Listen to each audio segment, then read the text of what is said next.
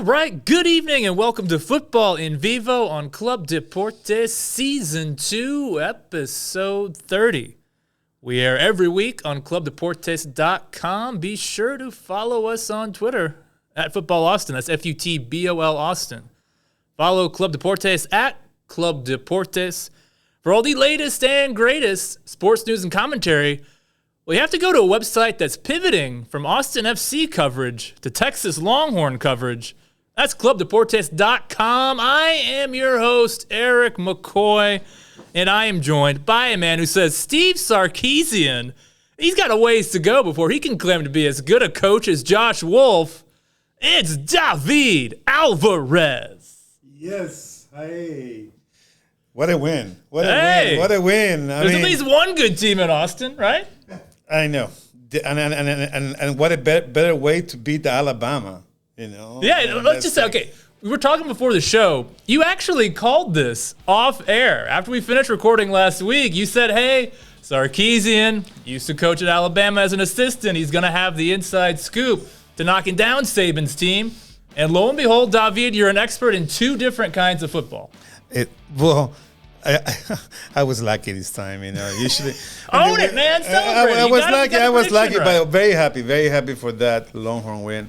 Okay, I'm not a UT fan at all, but hey, you know, in Austin, the city could use a bit of joy these days. Yeah, we know. Austin FC struggling, so you know what? I won't mind. Half about it, you know, with the Longhorn one side and green on the other side. Exactly. Now, no Jorge with us this week, so. And it's a slow news week for Austin FC, I think it's fair to say. Not a whole lot going on. So we're going to have a bit of fun this week, David. I got some big picture topics to discuss. A lot of big picture Austin FC stuff, big picture MLS stuff. We're obviously going to talk the CONMEBOL World Cup qualifiers. We know that's a very important thing for you.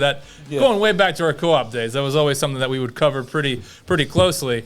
Before we start, obviously we're recording the show on September 11th, kind of a day of reflection and remembrance here in this country.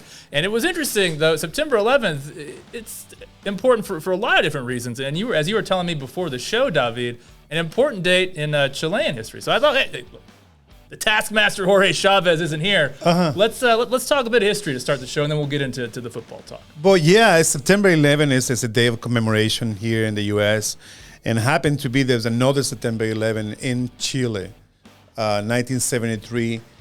The democratically elected government of Salvador Allende was overthrown by the military with the help of the U.S. intelligence, the CIA, not directly but indirectly, and that means that we have 17 years of right-wing dictatorship in Chile, and I lived through it. So.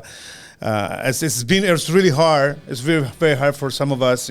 Like I grew up in Chile. I was 5 years old when that happened. When the government was took over by the military, they bombed the national government, La Moneda. It was bombed, and the president committed suicide.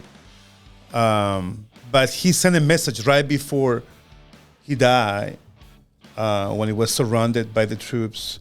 He sent a message to the television, to the country, to the people, and he said, you know, one day the big avenues will open up for the free men to come again, and the people that commit the treason will pay for it. And the people that treason and the people that took power, you know, many of them still don't think that they think it's okay because they thought that maybe they would stop a communist takeover or something. And so that would justify the death of and torture of 40,000 victims, 3,000 dead, and 200,000 people exiled in the country. It's a huge injury on the Chilean side. But I think we need to think deeply the way we think about. Don't forget, like September 11 in the U.S., September 11 in Chile. Let's not forget, and think about what happened. Even if nothing happened to you, like. At that time of September 11, my family was supported the coup. I supported the coup, you know, but we had no idea about all the atrocities that would be committed in the name of that coup. But so you have to think about it. Like some people, like by accident, my dad was almost killed. Wow.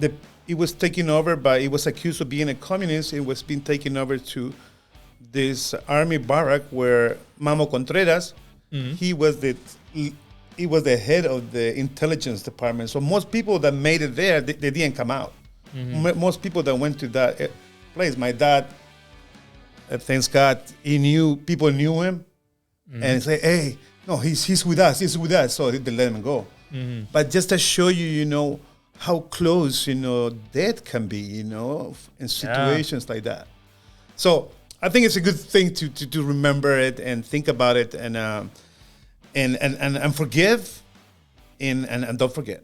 Absolutely. Very, very well said, David. And I mean, you are just a phenomenal wealth of knowledge. I think as it comes to history, not just Chilean history, but just history in general. You're very, very smart guy when it comes to history. And I could talk to you all day about this stuff because I think you just have so much. It's important for football too, because absolutely that happened in the national stadium of the Chilean national stadium was used as a concentration camp. Yes, it was during that coup. So. And there was that famous was a World Cup qualifying match with the Soviet Union. With the Soviet Union too, yeah. Where Chile didn't. The Soviet Union didn't show up, and so Chile score a goal. Right, to qualify to the 1974 Germany World Cup.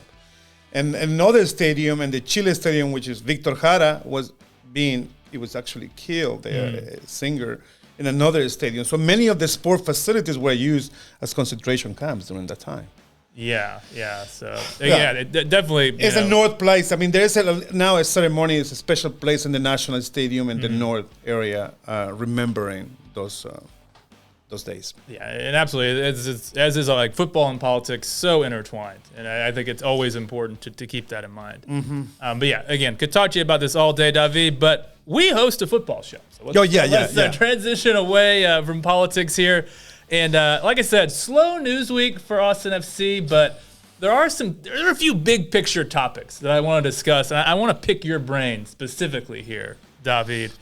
So I want to look at the 2023 season, and then I want to kind of just take a step back and look at 2024 and beyond. But let's start with 2023. Obviously, to this point in Austin FC's season, I think we all can agree it's been disappointing. It's been underwhelming based on where we expected this team to be heading into the season. But let me ask you, David, because there's still a lot to play for as we get into the stretch run here. 7 games remain in the MLS season. Austin FC in 10th, so just one spot out of a playoff position. What do Austin FC need to do between now and the end of the 2023 season for you to consider the 2023 season a success? Is there anything they can do?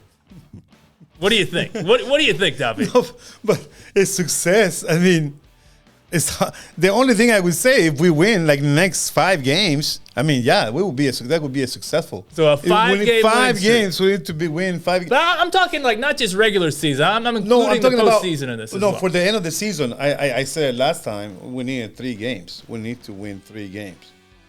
That's it. I mean, that was my point. Maybe 10 points, but 9 points would be okay. But 10 would be ideal. But so. Let's just say that. Okay, let's just say Austin FC make it into the postseason as the 9th seed, but then they lose in the play-in round to the 8th seed. Would you consider that a successful season to finish 9th and go out in the play-in round of the postseason? Would that be a success to you? No. Okay. Let's say they finish 9th. Let's say they finish. I think I agree with you. I wouldn't consider that a success, and I don't think many, if any, would consider that a success. Now let's say they make 9th. Win the play-in game, but then lose to the number 1 seed in the first round of the playoffs proper. Would that be a success to you? No. Okay. I agree. I agree. What if? Now, here's where I might consider the season a success. How?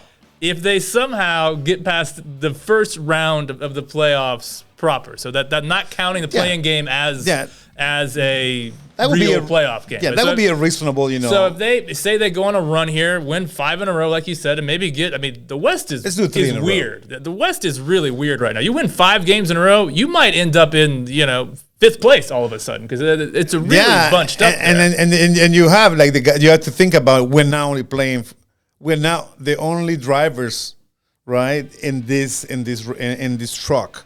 There is LA running for the same thing. A lot of people are trying. Sporting Kansas City, Minnesota, Portland. There's a lot of of teams that are trying to get the same place where we are. We want to play, so we had to play with that. So to be successful this season, you have to at least win a couple games, in the playoff. Yeah, I agree 100%. To me, it's not like if you finish in the 8th or 9th spot. I know I can see the tweet from Austin FC. We've made the playoffs 2 straight years. Celebrate, everyone! And I'm gonna roll my eyes at that. And I think you are too. To me, I would consider this season maybe not a success, but at least acceptable, all things considered, considering the injuries, the off the field turmoil, the trading of Fagundes, all that.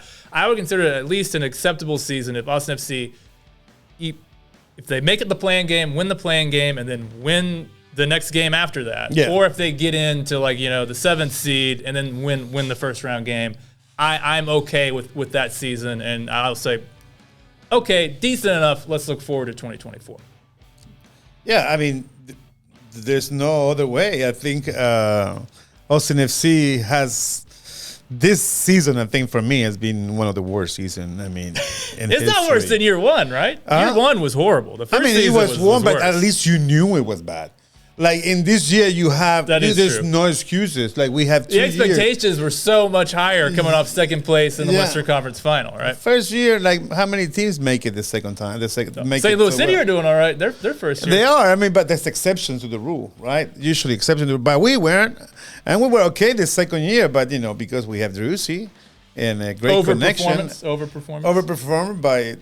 That's what they say. But it was the old overperformed by Drusi and Fagundes, and Gite with some hat tricks over there. But hey, that was a fun night. But other than that, this year has been miserable. Okay, so you're right. It has been. So let's look ahead to 2024 now, because I think there's some interesting questions here. So if we look ahead to the 2024 season, David, what area of this team, attack, midfield, defense, what area do you think Austin FC most need to strengthen this offseason going into 2024? You can't say all of the above. All of the above is not an option. You know what I'm thinking about, it's like, there's players that I will keep myself, right? But okay, who's untouchable on this team right now? Well, Drusi. Okay. I would not touch Drusi. And Gallagher. Drusi, Gallagher. Okay. Let's see, Pereira. I wouldn't touch Ring, but it's going to be touched. I think he's probably gone. Yeah. I didn't touch, it's like, and that's it, pretty much. I don't know. I don't know how many other people that. Väisänen? What about Leo Väisänen? Yeah, maybe one of the guys in the back, but one of the defenders. Hey, Cascante I heard he played pretty good against. I did hear that. Saudi Arabia. They lost 3-1 in Newcastle Stadium, which was a huge scandal too. Another political statement. Yes. Where like a country, not famous for human rights. Yeah, not a great track record there. It's showing, and it looked really bad on Mancini, the new Italian coach for Saudi Arabia. But that's a different story. But Cascante, even though it's in the national team, I wouldn't keep it. I would not keep it. Yeah, if anyone watched FCTV last week, a very convincing case against Julio Cascante was made, and I think you and I were pretty convinced after we watched the video. Yeah, so. And also, honestly, we don't need Rigoni. Okay, I think the area of the team I think most needs strengthening is the attack. I think you have Driussi. You have Zardes, but Zardes, and you have Bruin, and then you have Urruti, but I think Urruti's almost certainly gone. I'm talking about. It's just all of them. The age, exactly. The age all is not over there. 30. All over 30. So when you think about it, you think about I admire Marcelo Bielsa is my hero as a coach. And what he did. Never have enough Bielsa talk. And what he did this week against Chile, during the qualifyings, he just decided to take Cavani and Suarez off the team and have a younger team play in the qualification games successfully. Mm-hmm. So you have a very young team, and that's, I think, the same idea. We need to get rid of the older players. We need to think about the future. We cannot be playing with older people. I think you're 100% right, David. And in general, throughout all areas of the team, this team needs to get younger. Obviously, one of the big storylines this season has been the injuries. Well, one of the issues when you have an older team is older players tend to get injured more frequently than younger players. Well, yeah. So I look at someone like Zardes and it's a bummer that he hasn't been able to stay fit, because when he's been fit, he's been pretty good. But when you have a player over 30, keeping them fit is a problem. It is a problem. I mean, not everybody can stay at the top level. Just few people, like probably Messi and Ronaldo and whatever. even Lewandowski's Ibrahimovic.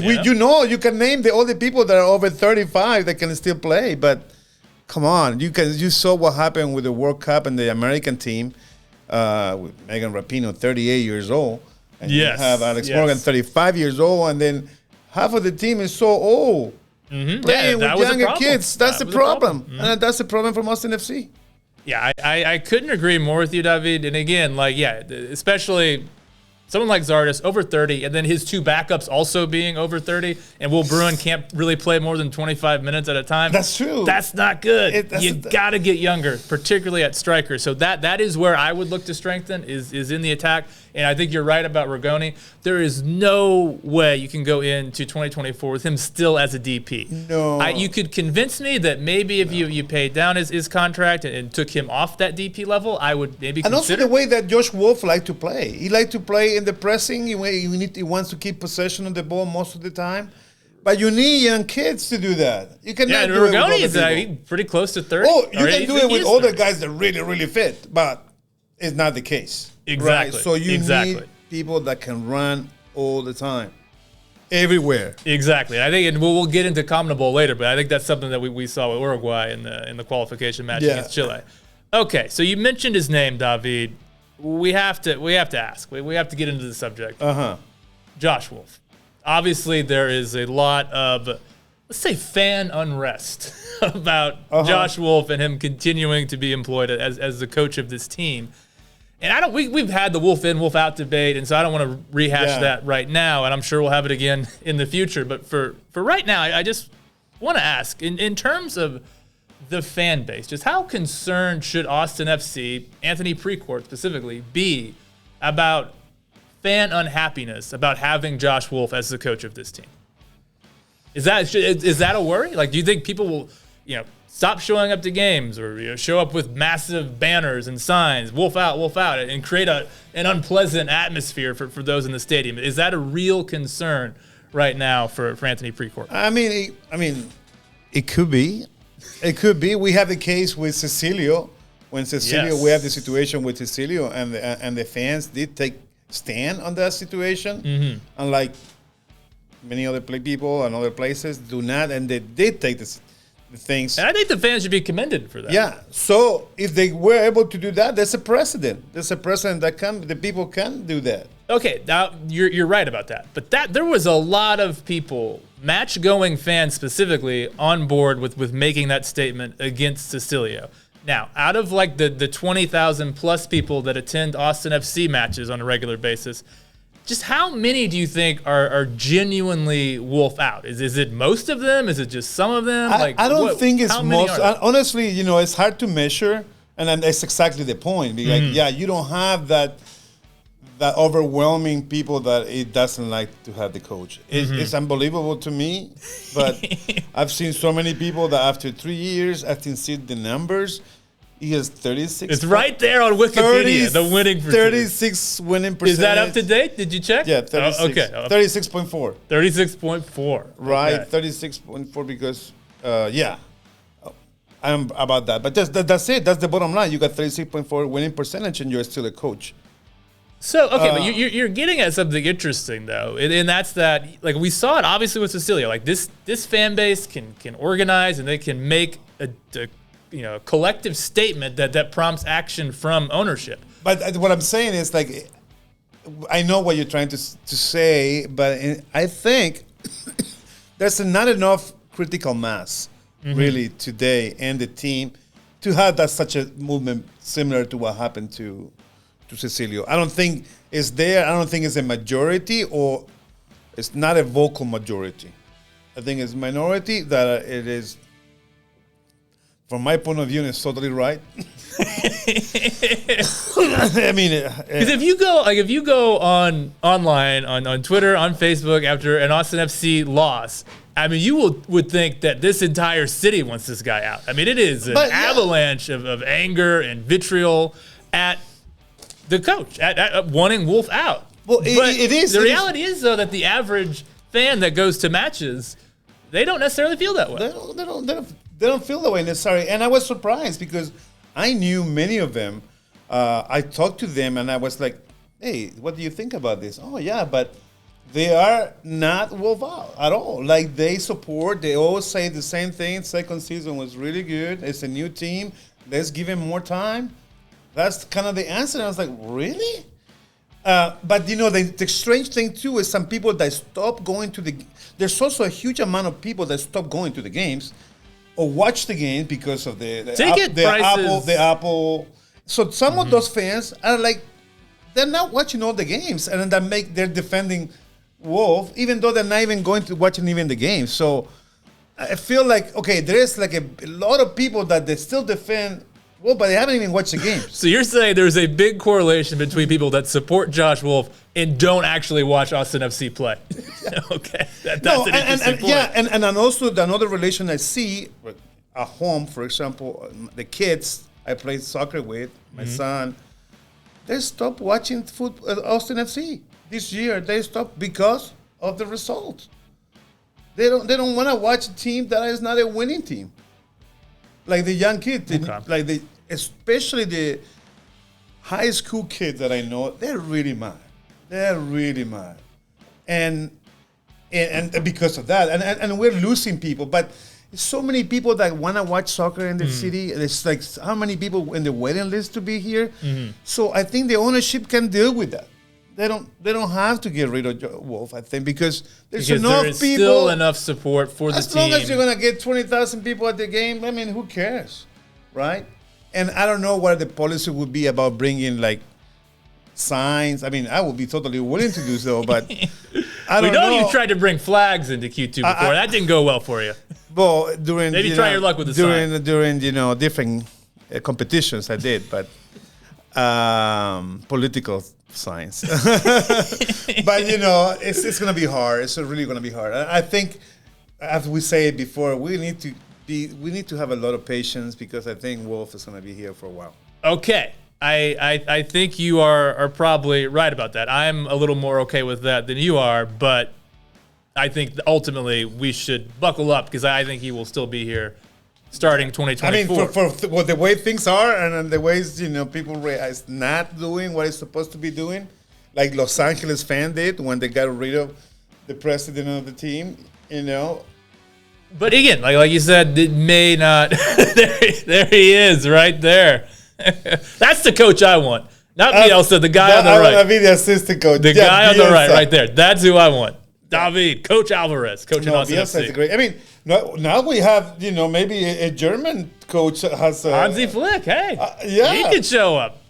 Why not? Why not? If he can lose 4-1 with Japan like that, I mean, he's a Champions League winner though, so he's got some credentials. Even though not so great with Germany, with Bayern, he was a very, very successful coach. So exactly, but what I'm saying is how long that took for Germany to get rid of him. Not very long. No, I was surprised. I was surprised when that news came through. I was surprised. No, but the way they lost with Japan was kind of embarrassing. It was not good. 4-1. Not a good result. Especially the last two goals. Yeah, not great. But okay, so if we kind of assume, though, that Austin FC are not going to part ways with Coach Wolf after this season, and we do acknowledge that even though it is perhaps a minority of fans, it is still a very vocal minority.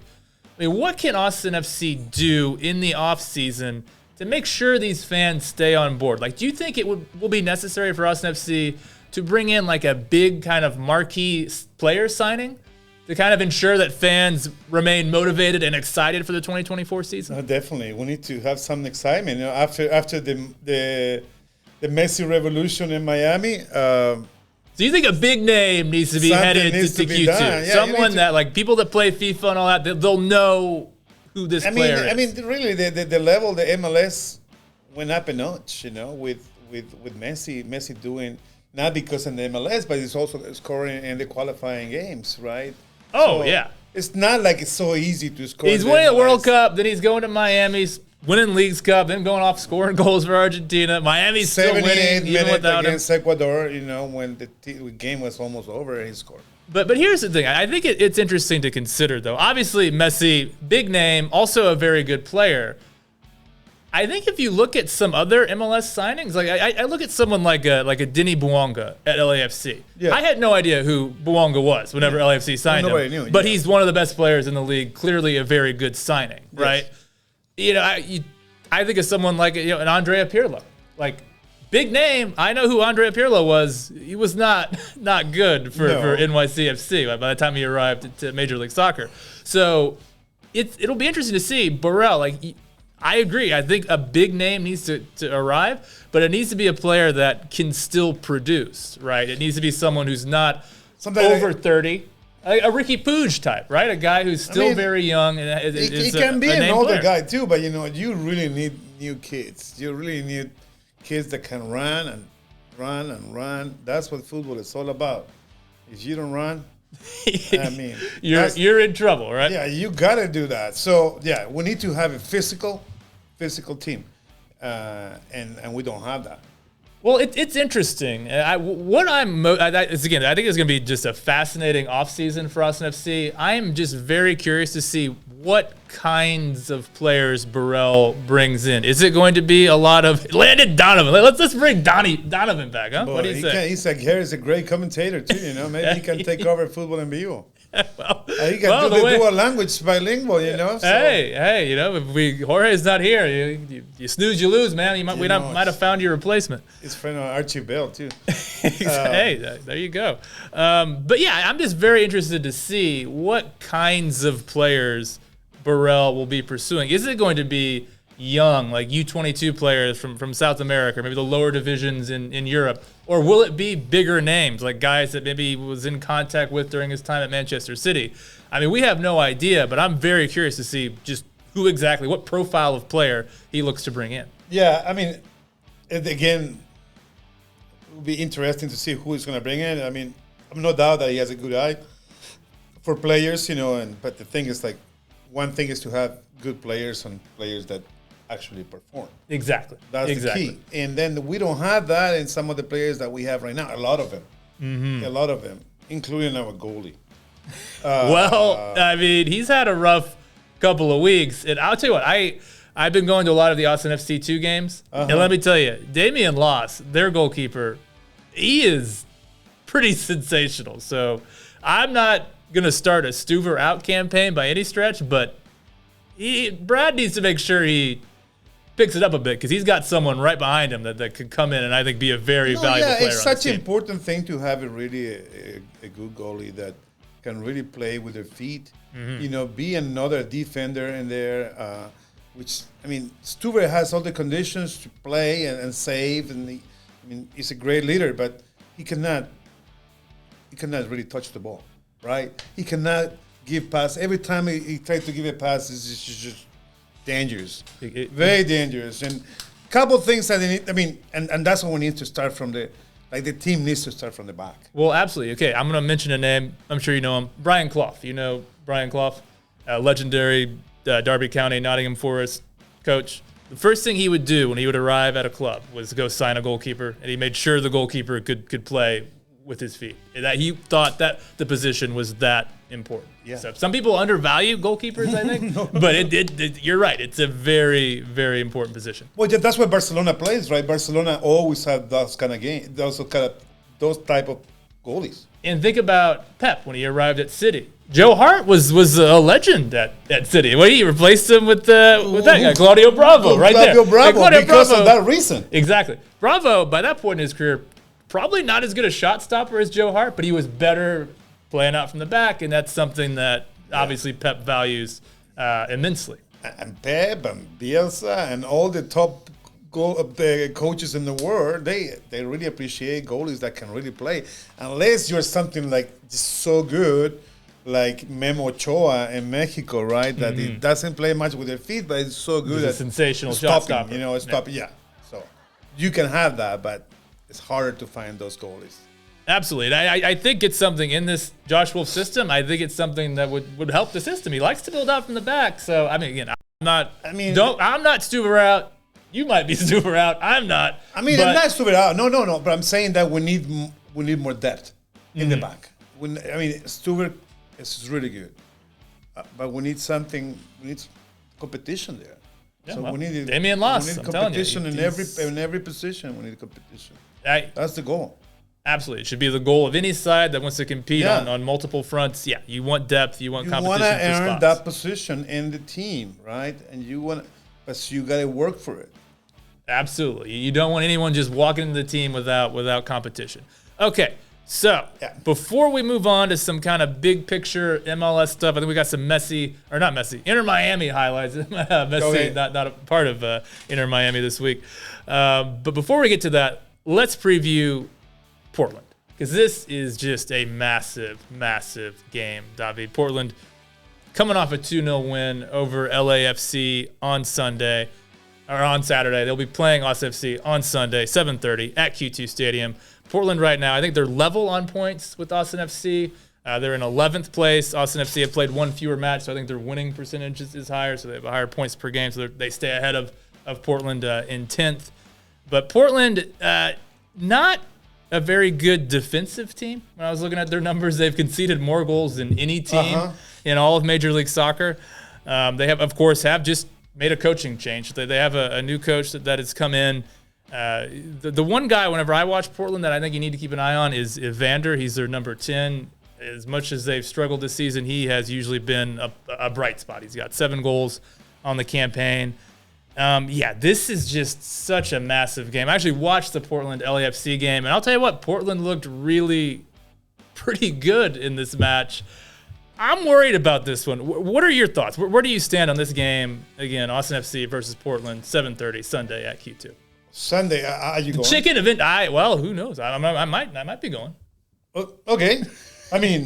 Last time we went there to see, that game, Portland, Alvarez was in charge of. He is in charge no more, and he had the famous quote that just unsettled everything. He said, "We know how to play against this team. We know how to play against Josh Wolf." He had the secret how to play Austin. So but he's gone now. He's gone. He's gone. So, but do the players still remember those talk? I'm sure they do.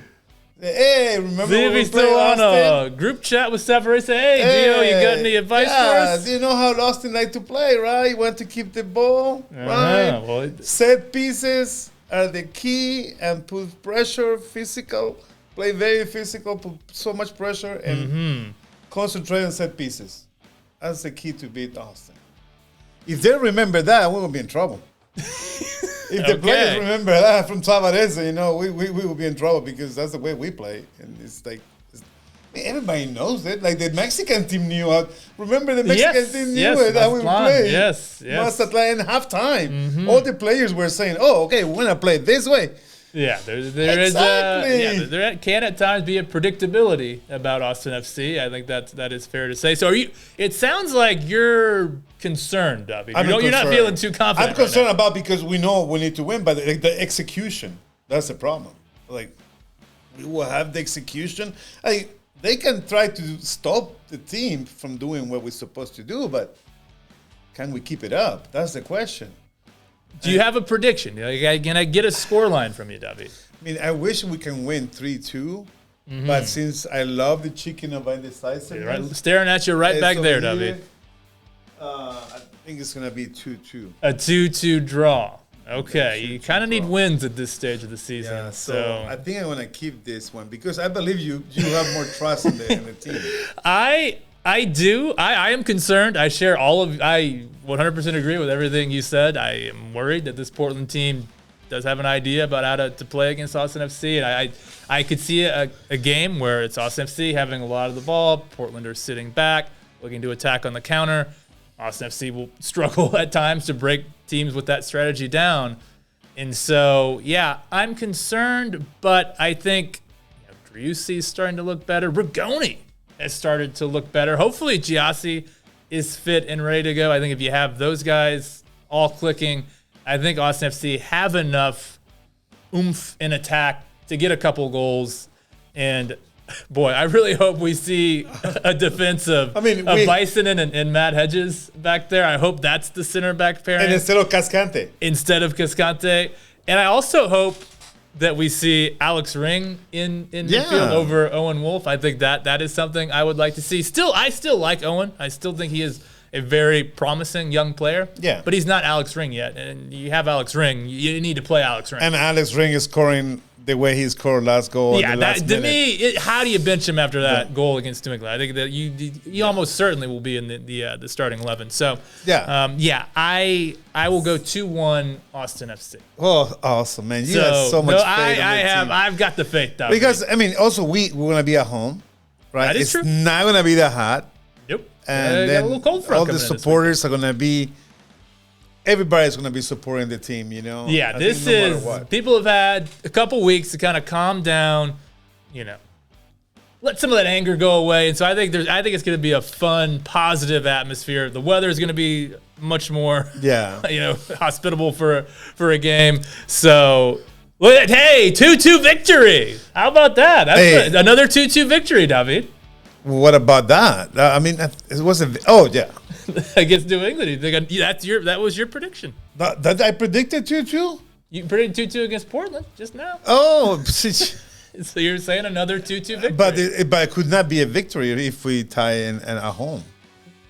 Okay, so at home that changes things. You wouldn't consider a 2-2 at home a victory. It would not. That's just a plain old draw. That's a plain old draw. Actually, it looks more like a defeat than a win. Okay.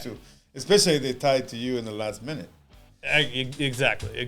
Okay, so I think we've spent enough time talking Austin FC. Yeah. Let's transition and talk a little Inter Miami. Are we good to go? It's like look at this. We have Q2 Stadium action this Sunday. Yes, America I watched a bit of this. Tigres. I actually watched a bit of this. America against Tigres. Wow, this seems like some of those guys were the same fans that some of them support. Los Verdes too, huh? Hey, yeah.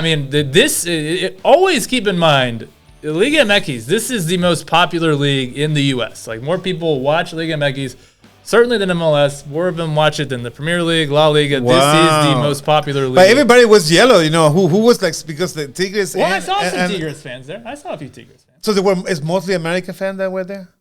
Well, they probably had more fans, but I saw plenty of Tigres fans. I watched a bit of the game on TV. I'm not a big NFL guy, so I look for any soccer I can watch on a Sunday. I'll watch it. So I was watching that over the NFL. What was the score? I don't know. I didn't watch that much of it. It was. It looks like it was 2-1 to America. So okay. But yeah, you caught me, David. I missed that one. Too. Yeah, honestly, I didn't. I thought that the two teams were playing. I thought it was a regular Liga MX. Oh, this is gonna be awesome. I tried. Hey, they're at Q2. This is a friendly. So yeah, interesting. But do we have the Inter Miami highlights good to go? Okay, here we go. So I actually watched this game as well. I know it finished 3-2, so I know the score in this one. I watched the whole game here. Did you see any of this one, David? Well, I heard it. I heard about it. I saw the highlights, and I know that Kansas City, right? Sport Kansas City controlled the game, has more shots on goal, and more shots on goal, than Miami, but they still lost. Mm-hmm. They still lost. There was a very crafty veteran play from Busquets that we're going to see coming up for the. I believe this was the third Inter Miami goal. That was the gift by the goalie in the first shot. That was just a gift. Usually, it's very reliable goalie for Miami. Yeah, Dirk Calendars. He actually was held out of joining the U.S. on international duty to play in this game. He had a big mistake there and made a couple other mistakes in this game as well. Yeah, but then you have Archie's cousin.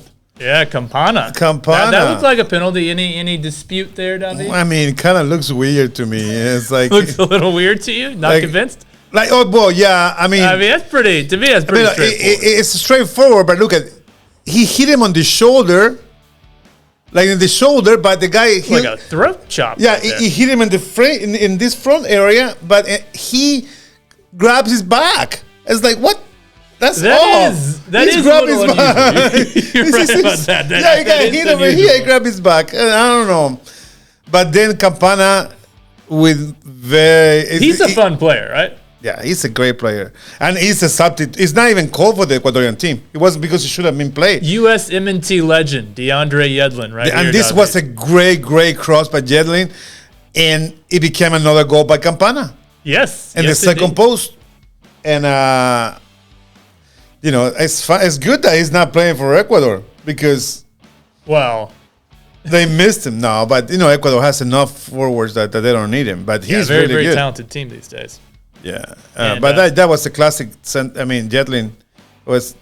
I think he got kind of lucky with that touch, with that second touch. You think that was luck? That wasn't a bit of skill there? He went almost too far, Yeah. It was almost too far, but he got it. But that's what he meant to do, though, right? I think he meant to kick it out not wide. so far. Not so far. That's what I thought. But yeah, it was a nice You're a harsh critic, man. finish by Harsh critic. Campana, and Inter Miami doesn't need Messi. They were missing. It wasn't just Messi. They were missing, I think, 9 players. Yeah. On their team. It was a whole bunch of players missing. But you're right, though. And the fact they were missing that many players and still put out a lineup that included Jordi Alba, Sergio Busquets. And I want to highlight a couple guys.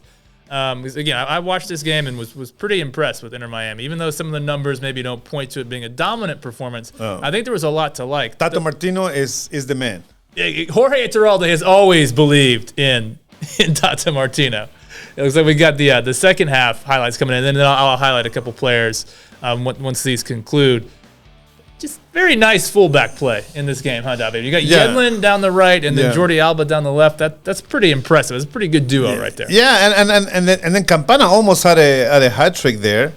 Mm-hmm. But I got to notice too, Robinson played very well. He had a couple shots too on goal. So yes, that is correct. Miami is pretty loaded, and that was a gift. That was a gift, though. That was a gift in the midfield. Yes, that was basically. I don't know if it'll show it, but you had a Sporting Kansas City player was arguing with the official. Busquets runs up, takes the ball from him. Yeah, right here. Here we go. And just boom. That sounds familiar. Veteran craftiness right there. That reminds me of one time with, I think, Messi did the same thing to Agüero, and Agüero scored against Chile in a qualifying game. Oh, wow. So you're familiar with that trick. Yeah. I've seen that play. It's pretty crafty.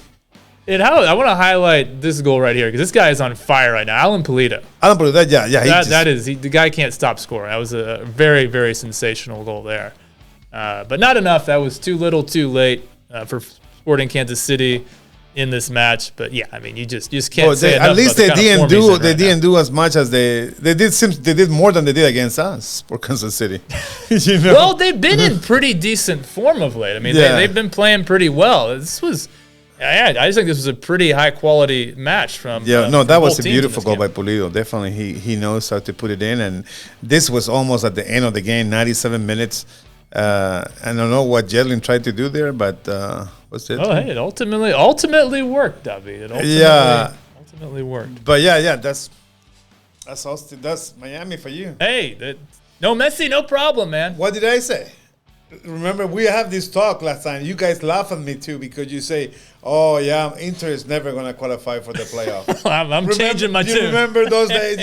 I would say, I say Inter is going to qualify for the playoff. I have no idea what you're referring to, David. Yeah, no you guys were laughing at me that's not going to happen. Well, okay, so as of right now, Inter Miami, they're in 14th, but just 6 points back of 9th, and they've got a few matches in hand as well. So you think they're going to make the playoffs? Yeah. Okay, I kind of think they are going to make the playoffs as well. I'm on board that train. I'm coming aboard, David. If, as we expect them to do, if Miami reach the postseason, are they the favorites to win MLS Cup? Well, they won 2 cups already. They've won 1, and they're in the final. And they're in the final in the second one. Yeah, in the U.S. Open Cup. So, you have it. It can be 3 out of 3. I think you're right. It can be the treble. And I think it is so important to keep in mind that this team, it's not just Messi, it's not just Busquets, it's not just Alba. I want to highlight a player, Dixon Arroyo, in midfield, the Ecuadorian player, midfielder. He actually had, in this match with Sergio Busquets, he actually had 77 touches to Busquets' 49. I mean, he is I mean, Busquets still has the key play to lead the assist there at the little crafty veteran move of his. I don't know what happened with Martino when he was in Mexico, man. I don't know. But seems like things are working. They're getting a couple players from South America. But I think it's smart, Martino. I think he recognized that you can't just have Busquets as the lone pivot. He knew that Busquets needed help to still be effective. Arroyo's the guy. Arroyo's the guy that's helping Busquets not look 105 years old out there. But it seems like they have players in every position. They have a couple players in every position, and they have young players in some of the positions. Yes, along with the experienced ones. So that's what we were talking earlier about how Austin can get better, right? I think Austin can get better with that combination of young kids and everybody fighting for the position. You know that, and be focused on that, and winning, focus on winning. And that's the only way. I mean, exactly. I mean, you're going to have veteran leadership in like Driussi. Well, maybe not leadership, but a veteran player in Driussi. Gallagher will be a veteran player at this point. So you're going to have those experienced players, and you got to add some young players. The other player on Miami I want to highlight is the guy that scored that third goal, but Facundo Farias. I think he's 21-year-old Argentinian. Guy is sensational. He is really, really good. So again, it's not just he just came. He just arrived. And so whenever we look at that team that was sitting there in 15th position, when you look at that team that was sitting there in 15th place a few weeks back, this is just a completely transformed team. Yeah, so. But even they kept, Robinson was there, Campana was there, Jedin were there, but I mean they're performing at a better level. Yeah, now with better players around them, their level has increased as well. Definitely. No, yeah. Inter is for real. One final question on Inter Miami, because I think this team, if they get into the playoffs, they are the favorites.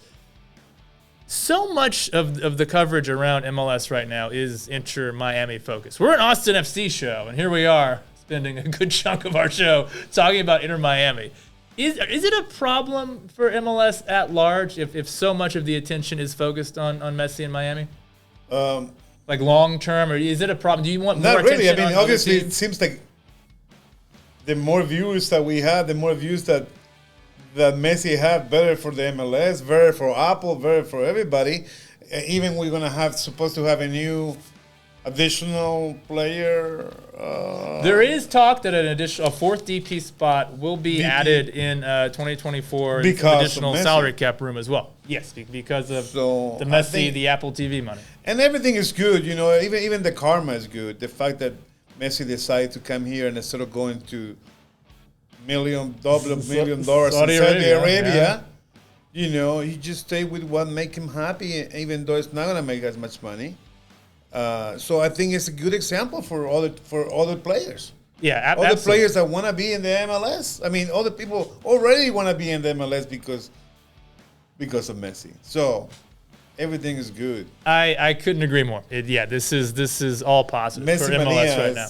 It's okay. And so this was actually Jorge Chavez, not here with us this week, but he did send a couple interesting text messages to our group chat, David, about some financial numbers and basically the valuation of MLS teams versus EPL teams. I thought this was pretty interesting. He got this from Sportico.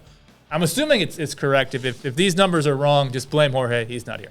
Okay. But basically, these were 2022 valuations. And what was interesting, obviously you had like the biggest clubs in the EPL, your Manchester Uniteds, Manchester Cities, your Chelseas, your Tottenhams. All those teams had a much higher valuation than any team in Major League Soccer. However, if you look at the bottom half of the EPL teams, like what they were valued at, every single team in MLS was valued greater than like 11 through 20 in the EPL, which is fascinating to me. Why do you think that is, Duffy? Why are every MLS team being valued more than the entire bottom half of the 20-team Premier League? Jesus, I would have to be a market genius because I don't know anything You don't know? Do you think because there's no relegation? Do you think that's it? Because if we're looking to buy an EPL team near the bottom half of the table, that's such a financial risk that you're taking. Do you think that no relegation? Yeah, definitely. That's something to do with it. I mean, that definitely is a factor. I don't know if it's the biggest factor of all, but it is a factor.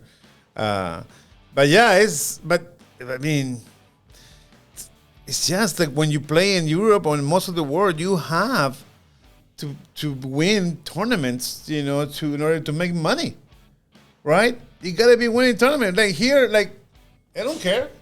I think you're getting at something right there, W. I think the American business model, I think, it is much more conducive to making money. Where for the longest time in Europe, you didn't buy a club to make money. You typically lost money. Until recently. Yeah. Until Americans started getting involved in European soccer, for the most part, those like Manchester City, they don't make money. They spend so much. Chelsea, they don't make money right now. I mean, these teams are losing money. They still have a high valuation because of all the Premier League TV deals and whatnot. But yeah, they are not quite the money-making machines that we have here in MLS. And a couple of things I want to point out. Okay, so Manchester United, they are valued at $5.95 billion. They were the most valued team in the EPL in 2022. At the bottom end, you have Bournemouth at just $145 million. Right? So that's a huge difference between the most valued team in the EPL and then the least valued team in the EPL. Right. In MLS, the most valued team was LAFC. This is, again, 2022, so this is not going to include Messi. So LAFC at $900 million.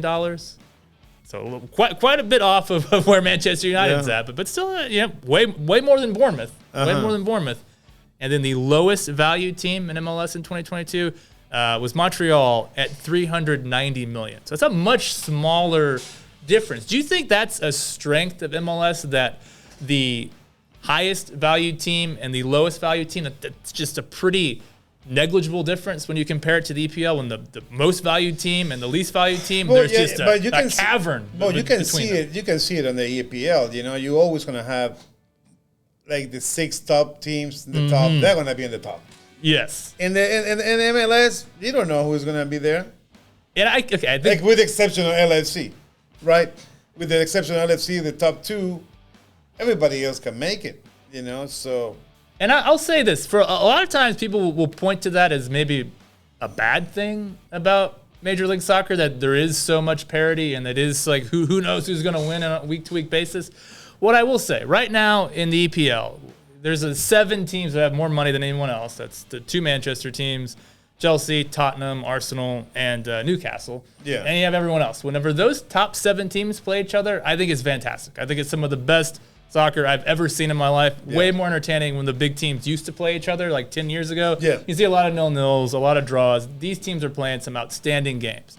And I think if you look at the middle of the table, like the games, whenever 2 teams from the middle of the table in the Premier League play each other, it's amazing. It's way better than what it was like 10, 15 years ago. When one of those top 7 teams plays a team from outside of the top 7, I think those games are increasingly very dull. It's attack versus defense. It's a team with 75% possession against a team with 25% possession. But you could put Aston Villa there and then it's doing just fine. Well, they're doing all right. But if they go up against Manchester City, you know what that game's going to look like. It's going to be City with 80% of the ball and Villa camped out of their own half, and it's just very predictable, I think. And I actually like that MLS. Whenever you tune into an MLS game, you don't really know how it's going to look. Like I tuned into the Inter Miami Sporting KC match, had no idea who was going to have more of the ball, had no idea what the tactics were going to look like, and that unpredictability, I think it's a good thing to MLS. I mean, it's a good thing. I mean, it also is a bad thing that we don't have relegation. Well, okay, I'm not going to because we're talking about the incentive. Like, what kind of incentive do you have to be successful quick? You don't have any. You don't have a. I agree with you that there isn't enough penalty. There's what goals do you have? How many tournaments you're gonna win to be in to keep the job? I mean, that's the problem. I mean, that's for me the problem is many of the teams they don't have a plan. There's no plan. There's no accountability in the business plan. You're right. You're 100% right about that. And yeah, so again, I'm praising to a degree some of what MLS is doing here. And I think it is an accomplishment that your entire league is more valued than the bottom half of the EPL. I think that is really an accomplishment. I mean, it's interesting, but it's a good point. But the bottom line, it's not a perfect system by any stretch. It's not perfect in the EPL, and it's not perfect in MLS. But in certain ways, this model does have its benefits. I think we can say that. Okay, we got about 5 minutes to go, David. We're gonna let you cook here. CONMEBOL World Cup qualifying. what are your thoughts? We've had one round of games. The next round coming up tomorrow. Just give us your thoughts, Tom. Yeah, the calendar. So Bolivia plays Argentina, Ecuador plays Uruguay, Venezuela, Paraguay, Chile plays Colombia tomorrow at 7:30, Futbol En and Peru Vivo plays Brazil derby. at 9 How about p.m. that, huh? So Bolivia Argentina is going to be a great game because Bolivia is the last team that beat Argentina in La Paz, and I believe 2017. That was the last loss for Argentina. So the bottom line here is that you have 7 positions for qualifying now because of the World Cup in the U.S., Mexico, the expansion, and Canada will have one more. So 3 teams will not make it. 3 teams will not make it. And likely those 3 teams that won't make it are Chile, Bolivia, and Venezuela. Really? That's at the moment, like Chile is fighting with Peru and Paraguay for the last place on that qualification. Wow. I mean, do you think like Peru, Paraguay, these teams will qualify before Chile? I mean, that's the fight. I mean, it's going to be really a big fight. Chile lost against Uruguay. Bielsa beat Chile 3-1 in Centenario, Montevideo. And Bielsa, Uruguay are going to be pretty good, though, right? Uruguay is going to qualify. So you're going to have, for sure, you're going to have Brazil always qualify, Argentina always qualify. 75% Uruguay qualify. That's a huge percentage. And then you have this higher percentage as being Ecuador. Yeah, I think they're probably Ecuador, the fourth best and then team, you right? have Colombia. So, but I'm just talking about number-wise. I'm not taking what happened in the field like this week, but what the expectations are is like that. Then Colombia after Ecuador, and then you have Paraguay, Peru, Chile, Venezuela, and Bolivia fighting for the other spot, But Bolivia is at the bottom. The federation, I think, is just not working right now. But they're always strong in the altitude. So they might cause problem for Argentina at 3 p.m. tomorrow. What game are you most looking forward to tomorrow? I'm looking for the Chile-Colombia game. That's going to be fun, right? Chile-Colombia game, 7:30 p.m. in Chile, in the Colo-Colo Stadium.